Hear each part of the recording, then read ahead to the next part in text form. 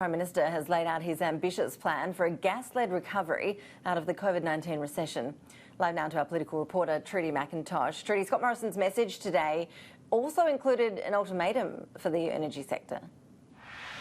Yeah, Ash, Scott Morrison today demanding that electricity generators come up with a plan to fill this looming shortfall in dispatchable power as a result of the closure of the Liddell coal-fired power plant in the Hunter Valley. He's given them until April next year to come up with a plan as to how that shortfall will be filled, suggesting that if they don't do so, the government is willing, through Snowy Hydro, to build this new gas-fired power plant in the region. Now, that's less than 8 months. And we're counting each day. So this is the plan. If the energy companies choose to step up and make these investments to create that capacity, great. We will step back. If not, my government will step up and we will fill the gap.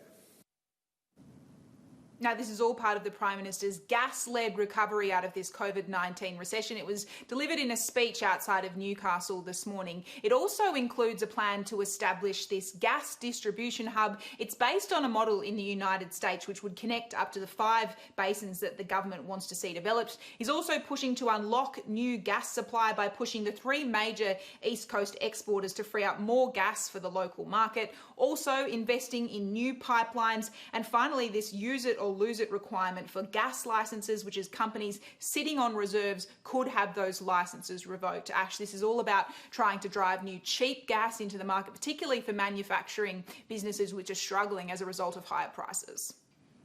Yeah, but Trudy, it's always a contentious policy area, as we know, and unsurprising perhaps that we've already seen some pushback within the coalition about the role of coal. Yeah, it's not surprising, but there's friendly fire coming ahead of the speech, with National Senator Matt Canavan making the case on Sky News that the coalition went to the election with a promise to look at underwriting new coal-fired power plants, that he stressed that's what the Prime Minister should be focusing on today in the Hunter Valley, not developing a new gas plant, but instead focusing on coal.